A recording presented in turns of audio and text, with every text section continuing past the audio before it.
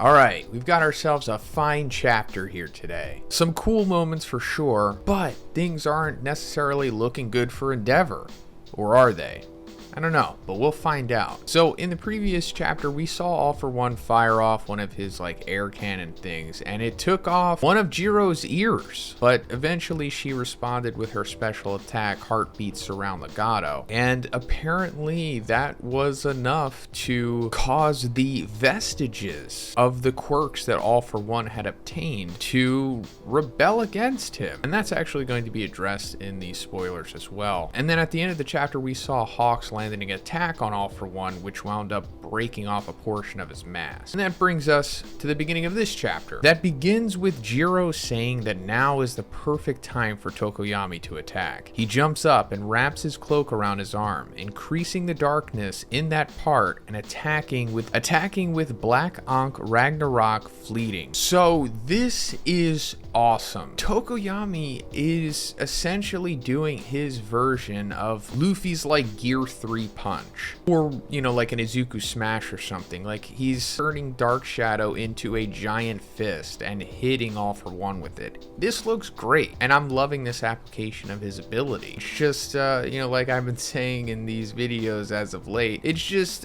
too bad that this is the end of the series, because it would have been nice to see this earlier, or at least just to see this flourish going forward if there was another couple arcs or whatever. But it is what it is. Hawk says that All For One was wrong to think that they were just buying time for Endeavor and goes on the attack. So he's referring to the previous chapter where we saw Endeavor kind of get benched for a little bit after getting semi-psyched out by All For One and also getting stabbed in the side. And he assumed that they were kind of just stalling him for Endeavor to come back and hit him with a huge attack, which ultimately happens anyway. All For One begins to reason and realizes that he should have dodged Tokoyami's blow. He usually relies on vibration and infrared vision quirks to react to attacks, but the sound of Jiro's attack caused them to start rebelling against him. So first of all, I'm glad that they're bringing this up again, because this was explained a while ago that this is actually how All For One is able to see, because obviously he doesn't have any eyes because All Might smashed them out. So he's been using multiple quirks for his vision. And also we talked about this at the beginning of the video. The Heartbeat Surround Legato that Jiro hit All For One with caused some vestiges to start rebelling within All For One, similar to what we saw with Star and Stripe, although apparently that wasn't the direct cause of it, and it was more so just Jiro here, which is fine. Horikoshi doesn't want to steal her thunder. Again, this is the end of the series, so she kind of needs to have her big moment here. But basically this is implying that he can't see right now because these quirks are malfunctioning because they're rebelling against him. Hey, also guys, if you like my Hero content,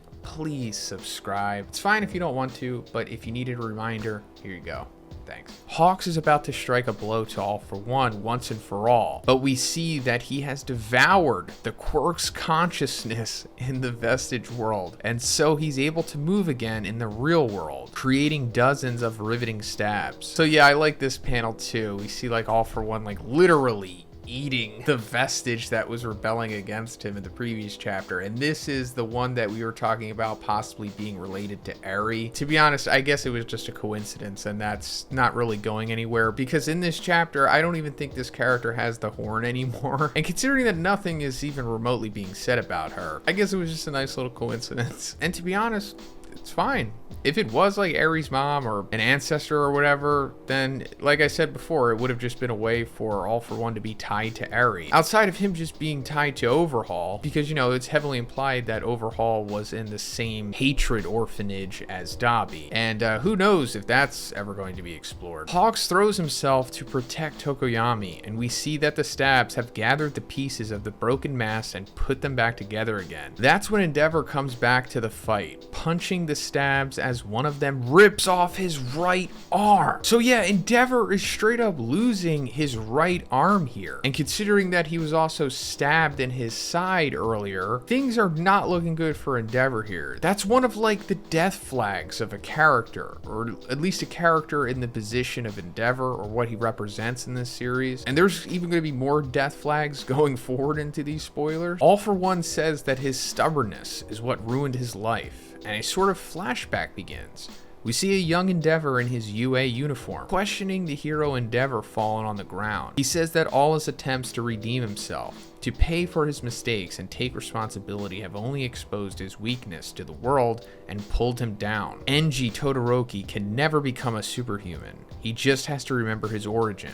When he was younger, he saw a father trying to save his daughter in an accident and dying along with her in the process. This scene shocked Enji and made him aspire to strive to become someone special, choosing the name Endeavor to symbolize it. So I appreciate this. We already kind of got Endeavor's backstory before, but we haven't really gone this far back with him, and especially, getting his initial motivation to become a hero in the first place, which we usually get on a lot of the other heroes that Horikoshi decides to go into enough, but it's taken this long to get to Endeavor, and like I said, I appreciate it. And also the reveal of why he chose the name Endeavor. It's just nice to finally get more of an understanding of Endeavor now. And I guess this is another death flag, possibly. However, no matter how hard he tries, he will never be like All Might or even Deku. There is no use in imagining what his life would have been like if he were someone else. He must face the greatest enemy of all, his own weakness. Because although it is an enemy,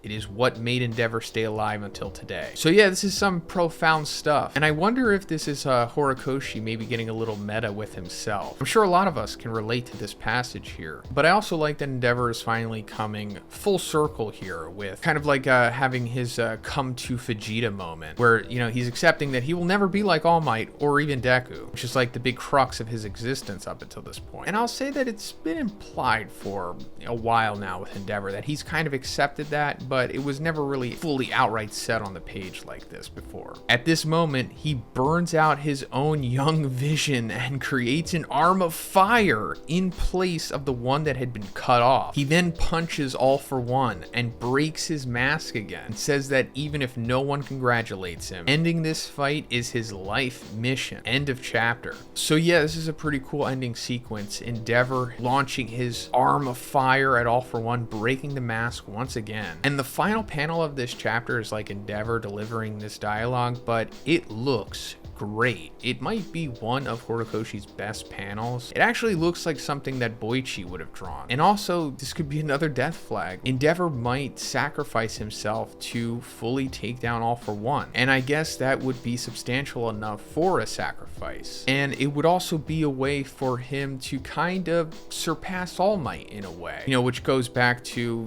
his constant life struggle. Because All Might obviously could never fully take down All for One. I mean, he defeated him like at least twice, but he never finished the job, which he should have, but we won't hold it against All Might. He's unrequitedly altruistic. But if Endeavor does finally destroy All for One here, or at least the vessel All for One, I think it's pretty evident at this point that once he is defeated here, he will transfer his consciousness to Shigaraki, and then we're gonna have to deal with that. I mean, don't get me wrong, I don't want Endeavor to die, but I'm just not gonna hold my breath for him to survive this fight ultimately. But let me know what you think about this in the comments, guys, and if you liked the video, please give it a like and please subscribe if you haven't already. Have a great day. I'll see you in the next one.